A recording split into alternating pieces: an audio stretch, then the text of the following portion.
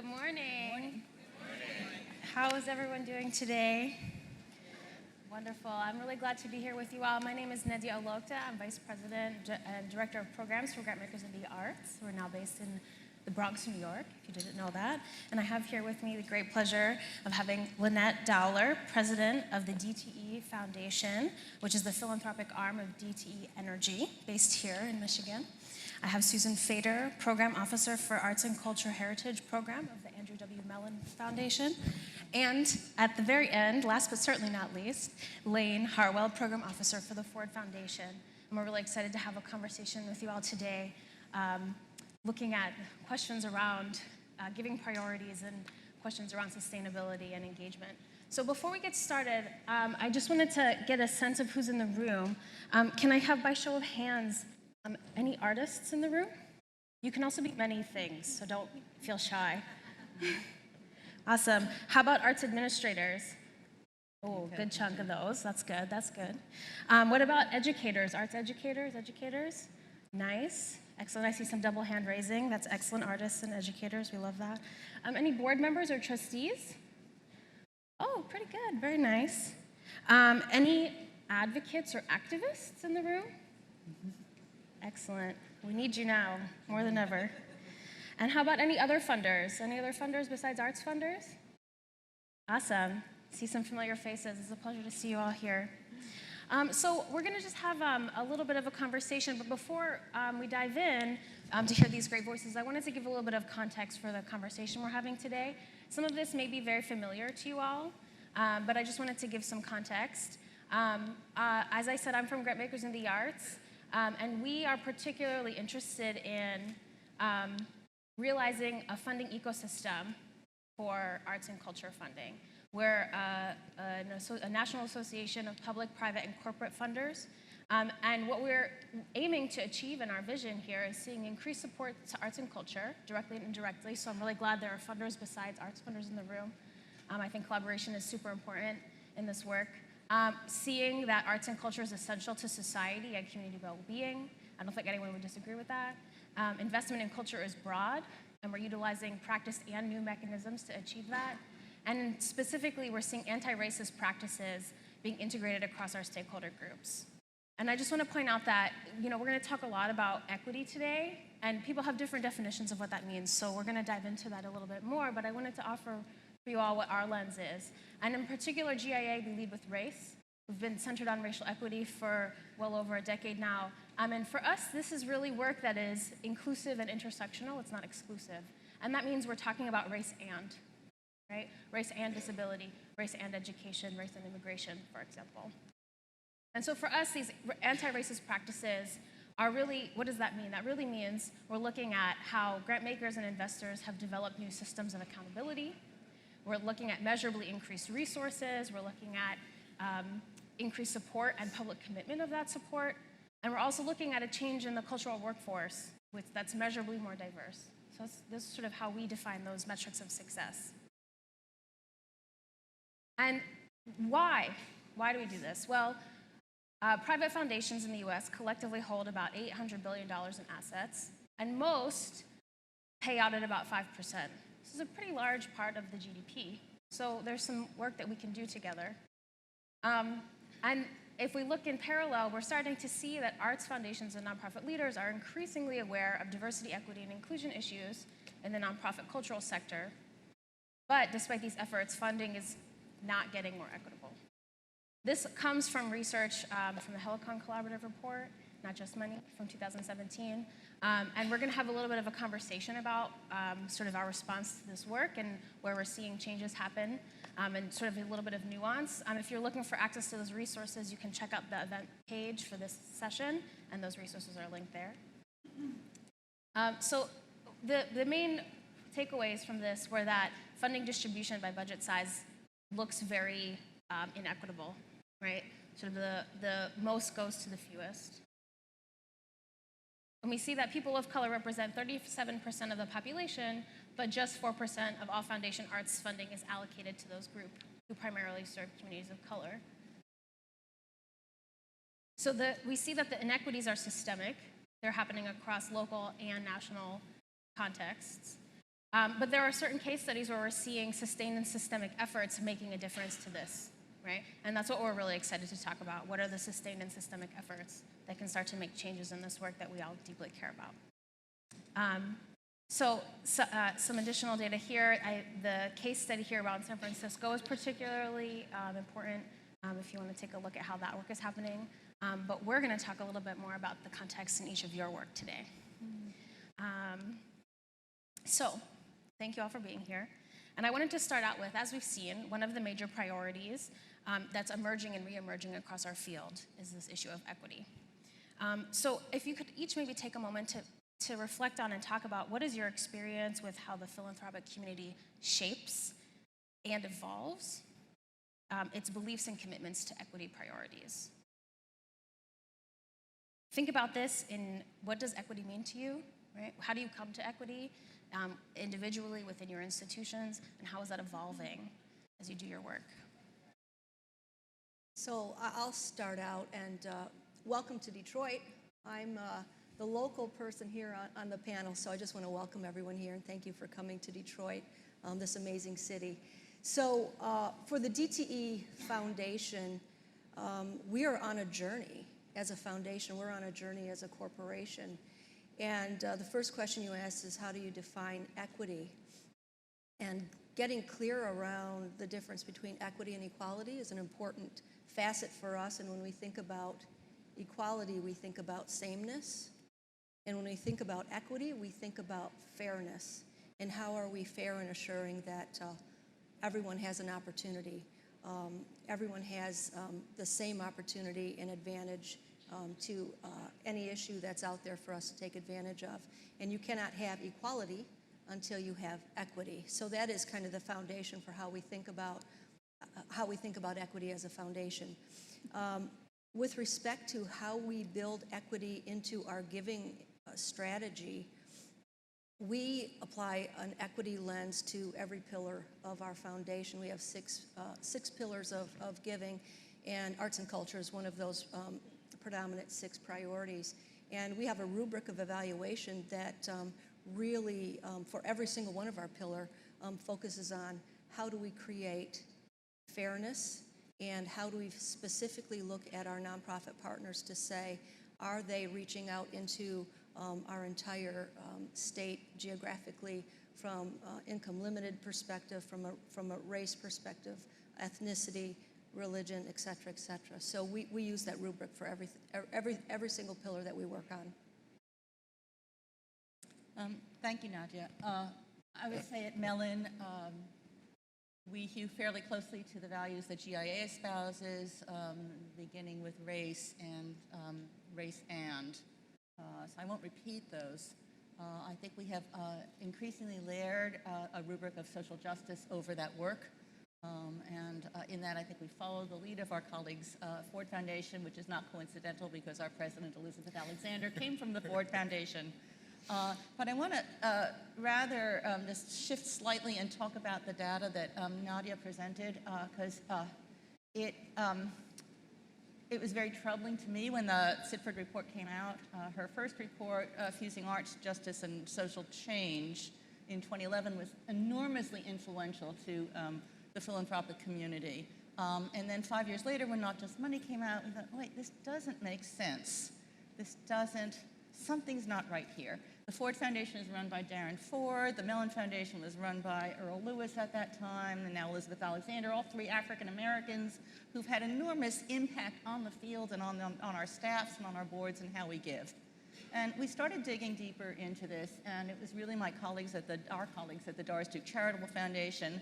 And we realized that data can be our friends, it can also be our enemies when it's not done right. And that the data that Holly was using was drawn from the Foundation Center. All funders give their grant-making information to the Foundation Center, but the data that we are giving is not categorized consistently. So that I see Chamber of Music America in the room. Chamber of Music America has worked on our commissioning program, and is now going largely to women and artists of color. But because we're making a grant to this New York-based organization, it is not considered an organization of color, and it gets put into one pot. And we have a lot of re-granting programs, which is how we get to some of these smaller organizations. They are intentionally designed, the work at Sphinx here we've been talking about the last couple of days, to get to a more equitable funding pattern. But the data is not telling that story now. And it's on us as funders to make the data better. And this is a work in progress that's being led by the Doris Duke Charitable Foundation. Thanks for adding that context. Thank you. So I'm newer to the funding space. I've been at Ford just a year and a half. I know when I talk about how I enter the equity conversation that I do as an individual. And I'm thinking of my identity as a non-disabled gay white male who brings, in many ways, privilege and represents a traditional face of philanthropy. So I'm constantly thinking about how and when I decenter my privilege, and in my grant making, how it is as much as possible by, with, and for the communities that are impacted by that work. I work at Ford Foundation, which is not an arts foundation, it's a justice foundation. Our North Star is tackling inequality, so that's important. I'm in a unit, Creativity and Free Expression, that does documentary film, investigative journalism, and arts and culture work, but it's just one of many program areas at Ford, from gender, ethnic, and racial justice, to civic engagement and government, to natural resources. And I would say institutionally, we're interested in how cultural strategy can inform social justice movements, and also in how creatives are organized in that work. Now, in the unit I'm in, Creativity and Free Expression, we're focused on narrative change, pushing back against entrenched cultural narratives, which Ford has identified as one of the key drivers of inequality. For us, that means bringing forward unheard voices, untold stories, and with an ever greater emphasis on race and disability justice, centering those voices that have been most marginalized by sexism, heterosexism, transphobia, xenophobia, classism. The work is artist-centered, it's about generative artistry, it's about content, and it's about our allied networks.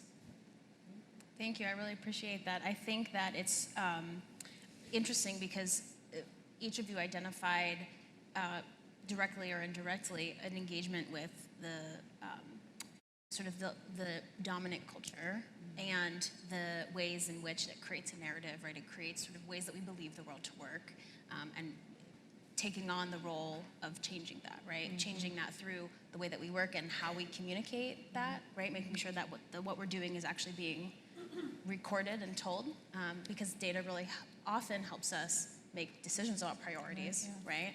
Mm-hmm. So it's extremely important that we're telling the right story.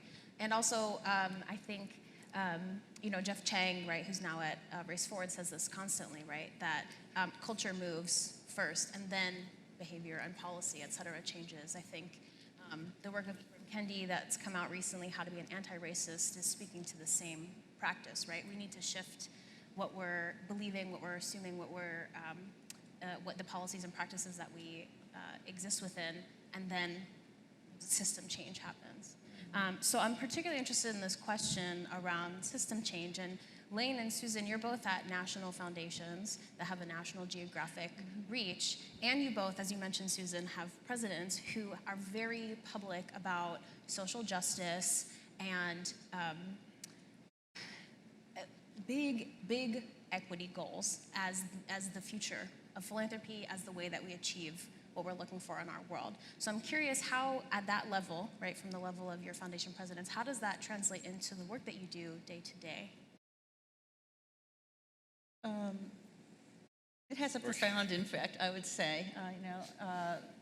We're a relatively small staff, and so we communicate regularly among ourselves, and we're engaging in our second strategic plan in 5 years, and so there are the foundation's values are articulated, and we are expected to implement them.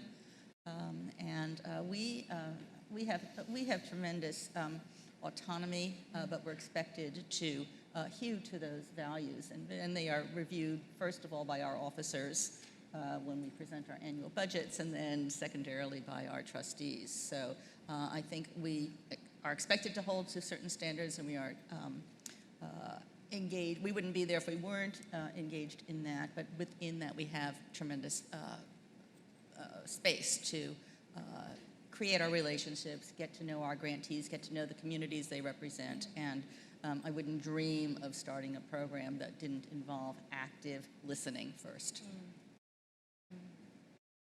Great, thank you. So Ford's vision is Darren's vision, the North Star of Inequality. Our work was organized around that concept under his watch, after an assessment of what the world needs and how Ford is best positioned to enter that work.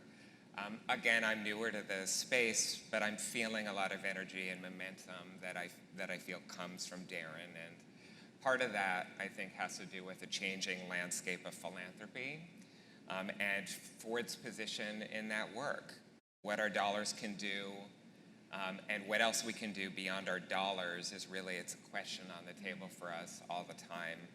Darren is out in the world. He is speaking. He's thinking about influence. He's writing. You can find his book. We're thinking about our center. We renovated our building in New York, opened it up, have tenants in the building, opened an art gallery. It's the Ford Foundation for Social Justice, and our grantees hold many, many convenings there. Thought significantly about the endowment, how that financial nut that isn't going out into the world in grants every year can be used and aligned with our mission. We're thinking about equity at every level of the organization and our staff and how we do our grant making. I feel it's very much a learning organization, and we're trying to model as best we can equity. And I want to say one thing here, because I'm aware of Ford's significant history, and I feel that there is change that should be recognized. So Ford has been a big player in the arts over time, particularly from the 1950s. We helped build the regional theater movement, many dance companies, advance the subscription model, in many ways real contributors to the nonprofit industrial arts complex. We were also big supporters of organizations of color, particularly out of the civil rights movement, Alvin Ailey, Dance Theater of Harlem. The list is significant, but the nonprofit arts landscape we advanced is one in which white, male, Eurocentric voices have been centered, and that's work that we're now confronting in our grant making. For us, it's about looking at those institutions, but it's not really that. That's a diversity strategy. How do we diversify the mainstream institutions that we built? With the budget that we have, we're trying to target our dollars to those who have not received the resources over time. And so for us, that's continuing the line around equity. It's about investing in people of color and disability-centered art and storytelling organizations and the artists that are a part of that field. I think that speaks a bit to this question of the re-emergence of this as a focus area, and what does it take to design a sustainable practice, right? Now, Lynette, you are a regional funder, and you're the president of your foundation, so I'm curious how much similarity or difference you have in terms of the national context. So I would say we have a lot of similarity. The difference is here in the state of Michigan and here in Detroit specifically, our foundation really, when it comes to social justice, we collaborate with the other major foundations here in the region. And in a collaborative way, we convene to talk about what are the impactful investments that we can make, how do we make them, when do we make them, and how do we make sure that we are reaching into our community to understand where we have injustice, inequity, and how are we going to move the needle together. So that's kind of the broad social advocacy and social justice work that we do. We really collaborate with our major partners in philanthropy. But then there's this other piece, the smaller piece, because we're a smaller foundation, regionally driven. We also like to work in small scales with small organizations so that we can learn as a foundation around how to make a difference in small ways and then take that to expand that across the region. And part of that is just taking the opportunity to listen to organizations. And I'll just give a quick example.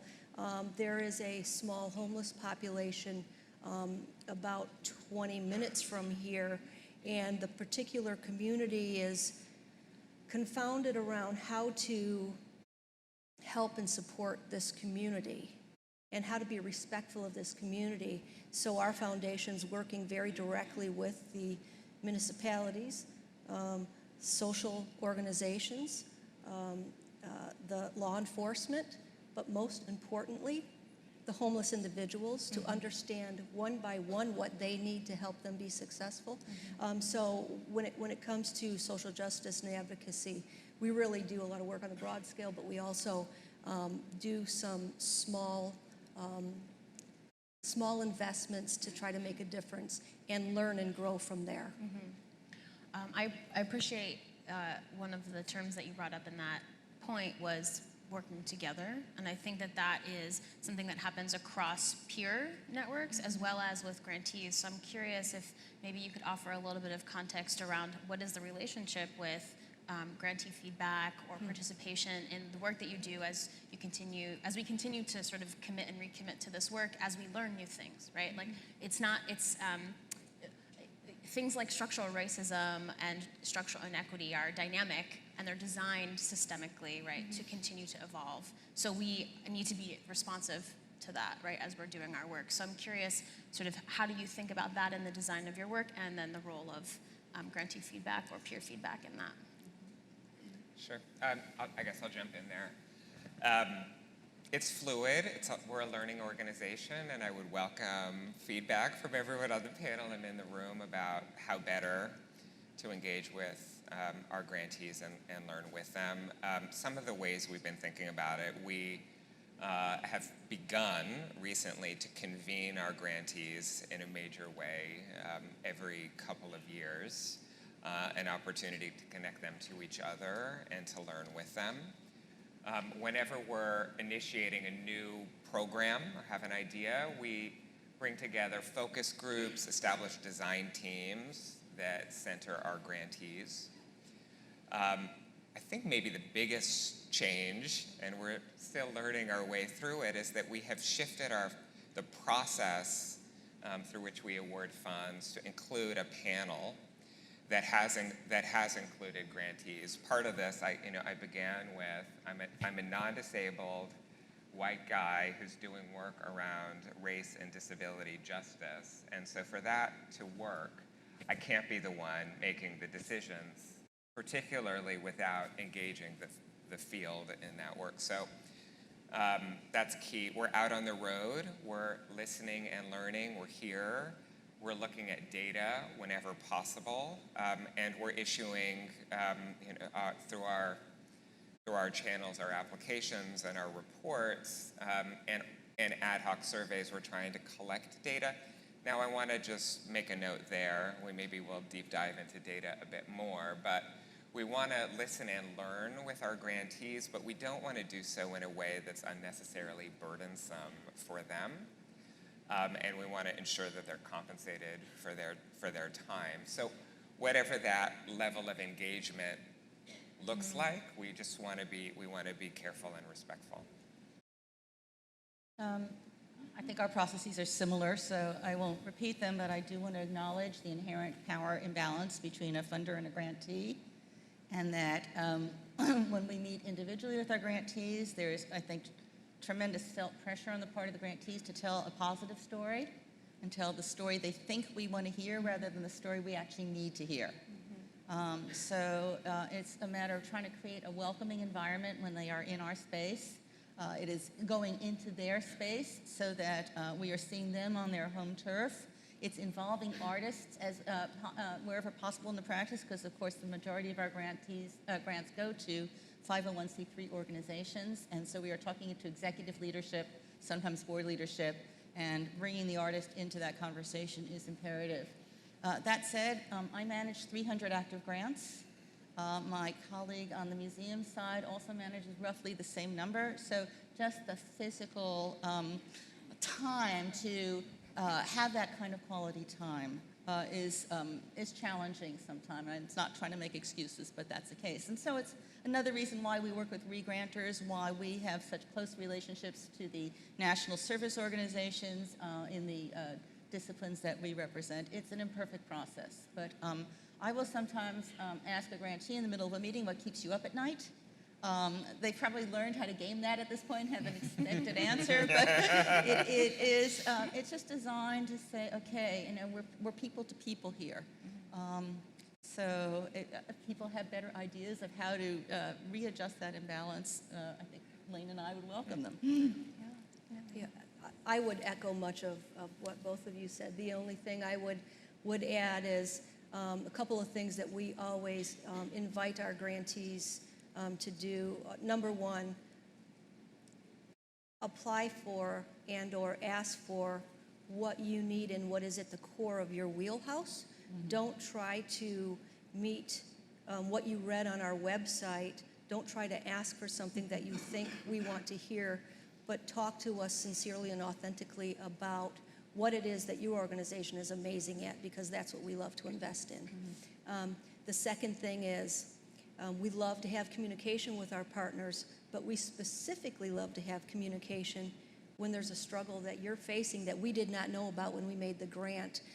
We never want to get deep into a grant and find out that our partner's struggling and they didn't have the confidence to come to us and share that with us, because if we're truly partners, we should be invested in helping them think through, work through whatever challenge is ahead of them. And to your previous question, maybe bring some collaborative interests that we're connected to in the philanthropic world to assist in that work. And then lastly, there's the measurement piece that we always ask for, and that's an important data-driven piece around success and outcomes. But often, if you don't have the conversation with your grantees and take the time to really understand the great work that they're doing, the metrics and the outcomes don't always tell the whole story. Mm-hmm. Probably lastly, we love to have board membership in many of our organizations so that we can be invested partners from a board level to help assure success, break barriers, and provide our insight. Mm-hmm. I'll add, I think the National Alliance for Audition Support is a great example because it's familiar to so many of you in the room, but that idea was born at a convening that the League of American Orchestras and Mellon hosted in December of 2015. A number of you were in that conversation. And the providing money for auditions was identified as low-hanging fruit. I go, oh my God, that's simple. We can take care of that. We've got money. It took 3 years to put that program together. Everything from who should manage it. Should it be the League that had a lot of infrastructure and contacts with the orchestras that we wanted to have? Should it be New World Symphony that had the training opportunities? Should it be Sphinx, which knows this community and has brought us all together so effectively over the last decade? Should it be a group of musicians of color who have lived experience and can speak the truth to power about what is really needed? And it took us 3 years to put this together. And one of the, and you know, it involved compromise. And in a good compromise, nobody's happy, okay? So I think we ended up with Sphinx as the neutral ground as the administrator. But we learned constantly as we were putting this together. The Musicians Council said to us, you know, you've got to change the culture of orchestras. Well, we can't do everything in a single grant, so we disaggregated that and are addressing it with a different program, but we're constantly seeking feedback from the participants. I went down to New World Symphony to watch that training program in action. We've just come from a breakfast of the Artists Council and others, and so it's a continuous feedback loop, a continuous education. Have we got it right? Absolutely not, but we're doing our best, and we will continue to improve. And that's because of our grantees. Yeah.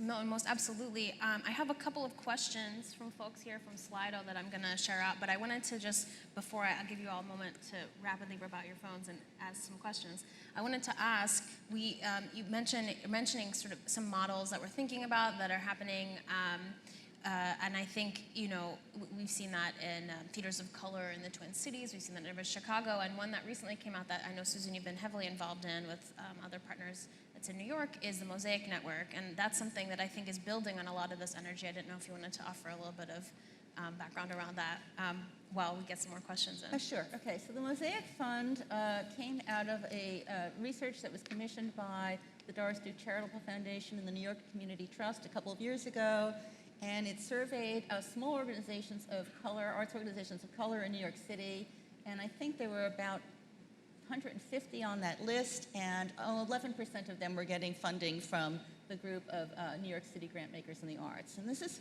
a really hard number to deal with. Now, yes, a lot of these are very small organizations that probably wouldn't get on the radar screen of Philip, Ford, or Mellon, but would with New York Community Trust and its colleagues. So a group of funders came together with a group of these arts organizations of color. They use the term Alana. It's a controversial term. And we had 5 funders and 5 potential grantee organizations meeting for a year to devise what has become known as the Mosaic Fund, which is meant to be a learning exchange. And over the course of 2019, we met 4 times with grantee organizations in spaces that belong to the organizations of color for mutual learning, opportunities to exchange ideas, to understand practices, to understand the difference between a Ford and a Howard Gilman Foundation, and again, for expressions of frustration to be aired in a public place, in a safe, hopefully safe space. And we devised now a grant-making program that has just been announced this week that 25 arts organizations of color in New York City will be getting a combination of grant money and technical assistance over the years, but over the next 3 years, but we will also be continuing these learning exchanges so that more of those groups that I think now number 300, not 150 as we've dug deeper, can have some benefits, and that some of these organizations will also have direct contacts and faces with names and access that they might not have had previously. So there are 19 funders, I think, now involved, New York City funders, including GIA, and we hope it will be a model that might be replicated in other cities. And we got very good feedback on everything from the eligibility criteria to the application process, and so it's been a learning opportunity for the funders as well. Thank you for sharing that context. I think that's a really great piece to think through, as well as what you said, Lynette, about wanting to be board members on the organizations, because I think thinking about the power dynamic that you brought up, I think that's very, very much in the room between grantee and program officer or grant maker, as well as the power dynamic from the board level to the staff of an organization, and really doing the work of getting your board on board with this work which is largely significant. So I thank you for sharing that with us. One of the questions that we have from Slido for you all, how can we as funders challenge our funders to recruit staff and board members who look like the community we actually serve? So how do we change? I think, Lane, you spoke a little bit about this in terms of what you as an individual versus the programs that you manage. How do we begin to change what that demographic looks like?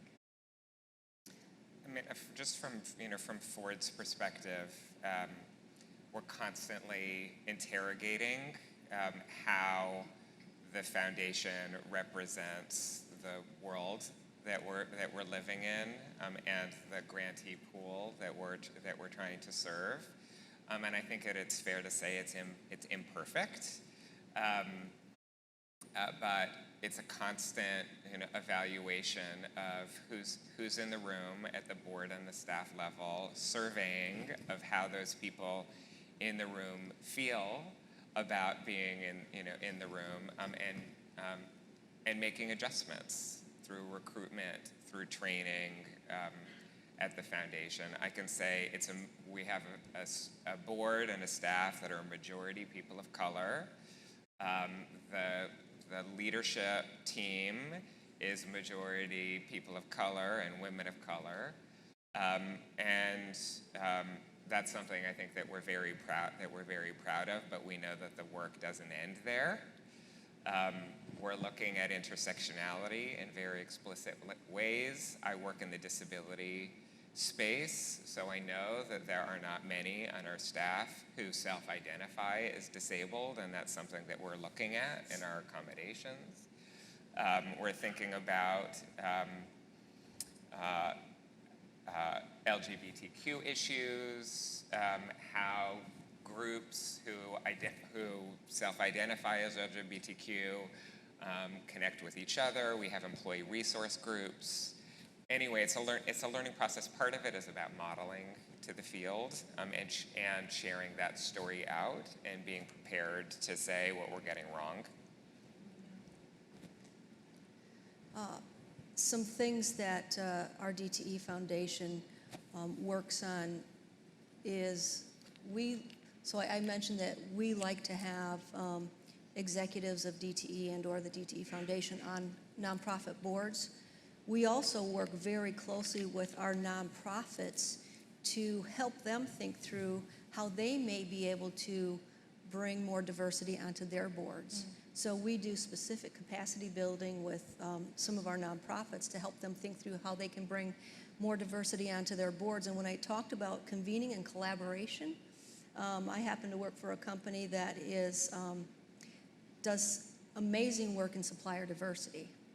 And we have a lot of diverse large companies owned by diverse owners that we have done some specific work to connect some of those really influential business leaders into some really important nonprofits when they may have never even considered board participation or even known about the nonprofit. So we try to do a lot of convening and collaboration in that way as well.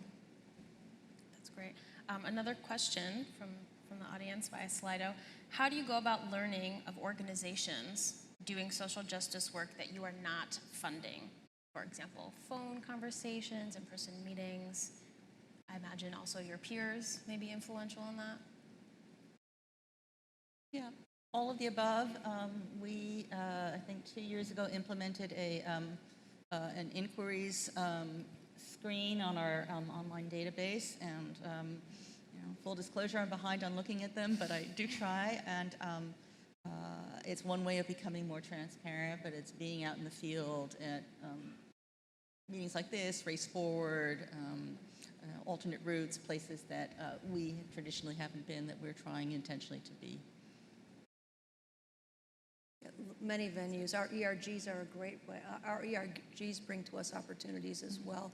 So I think it's our collaborative philanthropic partners that bring opportunities to us, but also organically in our corporation, our ERGs bring us some beautiful opportunities as well. Yeah, the only thing that I would add, and Susan mentioned before, it's building relationships of trust with grantees. And so often grantees, when those relationships are in place, will let us know about what else is happening in their field. And networks of networks are very helpful here. Many people have said this before to me, but this idea that change happens at the speed of trust, I think is a really important factor. And I think that's also a mechanism of maybe shifting or reducing the power disparity in the field. So I really thank you for bringing that up. Nadia has some questions over. Oh yes, you have some questions in the room. Excellent. Thank you, Susan.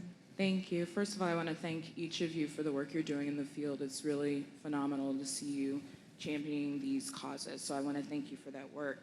And my question is, as funding leaders, is there ever any concern or instances where individual agendas within the granting organization begin to drive what initiatives are adopted or where they're adopted? And what are more concrete feedback structures put in place to provide checks and balances at all stages of the granting process beyond just having these open committees that you all talked about? Thank you. That's a great question. I'll take it on. We have a whistleblower policy at Mellon, And so if there are individual issues that a grantee or a member of a grantee organization is not comfortable with, it keeps our general counsel's office busy, and we take them very seriously. I think that we have annual reporting requirements from our grantees, so we are hearing from the principal investigator. But as I say, being out in the field, we do our best to try to get as well-rounded a picture as possible. I agree, but I would also say for our foundation, there are gaps in interim checkpoints with our partners. So I think that's just something we all struggle with, and we work to improve, but we do the best that we can with the resources that we have. There's another question. Good morning. I'm just curious about some of the ways that you include folks with marginalized identities, people of color, within not only just allocating grants to people, but in terms of the standards for actually getting the grants.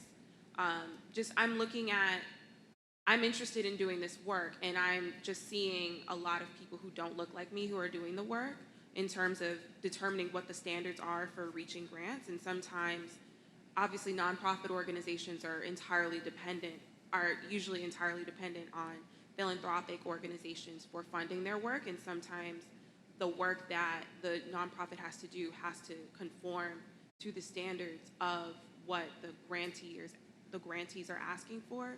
And so I'm just curious as to what that feedback loop looks like in terms of including people from the community in those standards and creating those changes and creating those grants.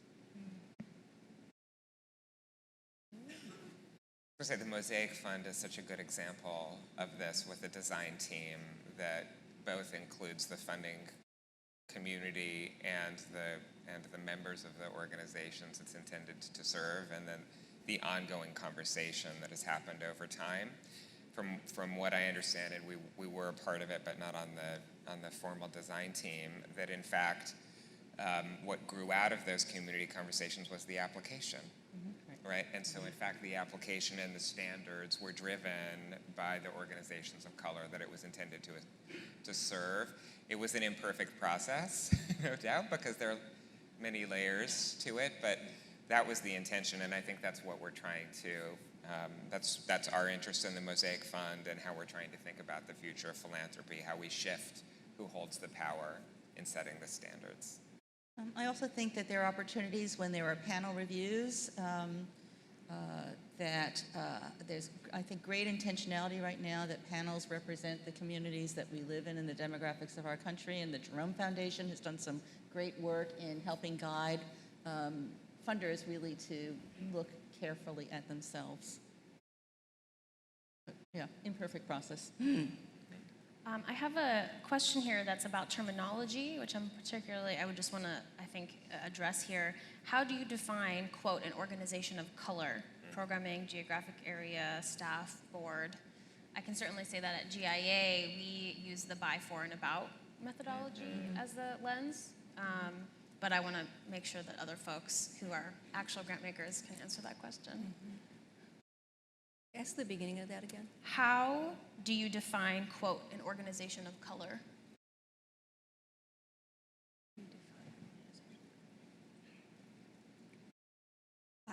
Our rubric doesn't our grants are made with the interest of the grantee supporting people of color, differently abled, veterans, returning citizens, things of that nature. And I don't know that it necessarily says it's an organization. I don't know how that was said, of people of Organization color. of color. Yeah, but it's what the grantee actually delivers or focuses on is more how we think about it. Our colleague Angelique Power, who runs the Field Foundation, said a statement a couple years ago that's really lasted with me, which is, we cannot be racially exclusive, we can be racially explicit.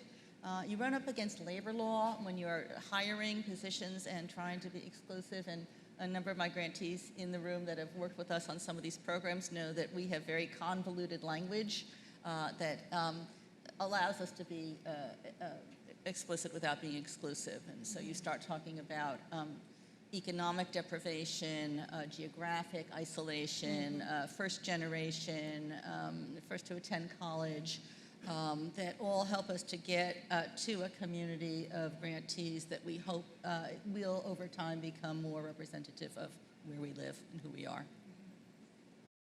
I see that at this mic there's a question. Yeah, thank you all so much for being here and being a part of this conversation. My name is Stephanie Shu, and I am here from Yakima Valley, Washington, Central Washington State, part of a very small but mighty nonprofit out there. I'm the executive director. And I appreciate, Lynette, your comment about being transparent about the struggles that we have. And I would love if a couple of you would be willing to speak to that a little bit, because I'm a big fan of transparency. It happens a ton internally. And I know when we're talking about this power imbalance, you know, we want to be really careful about what struggles we are sharing and what we are kind of keeping to ourselves. You know, as if I were in your position, I would constantly be looking out for red flags.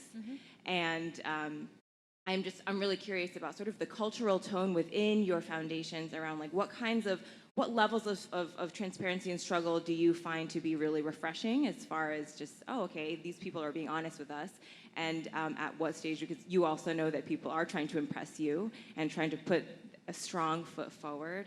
And I think in our culture, especially classical music, we don't look at mistakes necessarily very clearly as an opportunity to grow, but there's a little bit of shaming around that too. We don't say, oh, we failed, how cool is that?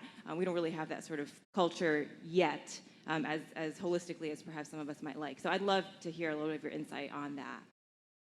I think it begins with trust. I think that any relationship in life begins with trust, right? But when we have a funder and a grantee that enters into an agreement, it has to have at the core of it trust in that the funder is going to commit to what they say they're going to do, trust that the grantee is going to do what they say they are going to do. And if we set the tone right from the beginning, that we want you to bring to us issues that may have cropped up during the agreement, and then we, as a funder, follow through in a supportive and a listening perspective, I think that those red flags become gifts for both the grantee and for the funder. We had a major organization here in the city of Detroit that came to us that was going through a very significant leadership change that was very significantly impacting their success. They came to us early in the process, and then we engaged with them to provide some additional resources and insight to help them work through that transition. And it was also incumbent on me to speak to my board so that my board understands what's happening with this particular partner, so that if we needed to make an adjustment or when their grant came up, it wouldn't be the first time they heard that we were working with them based on the challenge that they were in the middle of. I think it's a really great question, and you're right, we have to do our own homework and be penetrating. Our colleagues at Nonprofit Finance Fund say money is personal and finances are intimate, and we need to get to what the financial picture is. So we look at 990s, we look at audits, and we engage in conversations. We look at the grant budget that comes in, and if I see a position and the position has salaries but not benefits, I question that. I'll give an example. We work very closely with the International Association of Blacks and Dans. We have a program where there was a minimum budget of $100,000 to participate in this program, and we were in a room like this, and when an organization heard that, they burst into tears. And we're not $100,000. And we started asking questions. Do you pay your artistic director? Do you pay your dancers for rehearsal time? You know, how much in-kind support do you have? You know, where are you located? And if you look at the full costs of these small organizations, they're larger than you think because they're operating on sweat equity, and the sweat equity does not show up on the balance sheet. So having a funder who's sympathetic to that, who's asking the right questions, and as you say, building the trust in the relationship that it's okay to say that. You know, we talk a lot about capitalization now because of work that grant makers in the arts led over the last decade. And we urge organizations now to budget to surplus. And there's a lot of skepticism from organizations of all sizes that said, well, for budget to surplus, you're going to think we don't need the grant. And, you know, we have had to, as funders, to do convincing, no, we're going to think you're healthy. and that a healthy organization has the opportunity to take risks, and we can help you fund that risk. It is relationship building, trust over time. Thank you. We just have a couple of seconds left, but I want to ask one final question of you all as we quickly leave, which is, what keeps you motivated in the work? Well, I'll just say our grantees, working with our grantees and seeing the work that they do keeps me motivated. And I'd also say my colleagues in the field. I've had the privilege of knowing Susan on the grantee side and now as a funding colleague, and building these relationships of trust in philanthropy and with the grantees has been hugely motivating and meaningful to me. I like to say I get to be in the performing arts and I don't have to raise money, so that certainly keeps me motivated. But really seriously, it's the opportunity to effectuate systemic change and to say, okay, there's a problem that has not been solved. What are the steps to get us from point A to point Z, and where can the Mellon Foundation intervene to help make that happen? So I think we are a catalyst, we are a midwife, and it's just a fantastic opportunity. So keeps me up, keeps me going. Two things. Professionally, it's to see the positive and important impact in the communities we live and serve. So that's my professional motivation, and just personally, having the opportunity to work with so many amazing organizations. It has helped me learn, helped me grow, and to bring those two things together is very, very motivating. Thank you all. I really appreciate all of your time, your energy, and thank you everyone for your questions. We didn't get to all of them, but we're all here to talk, so thank you all. Thank you.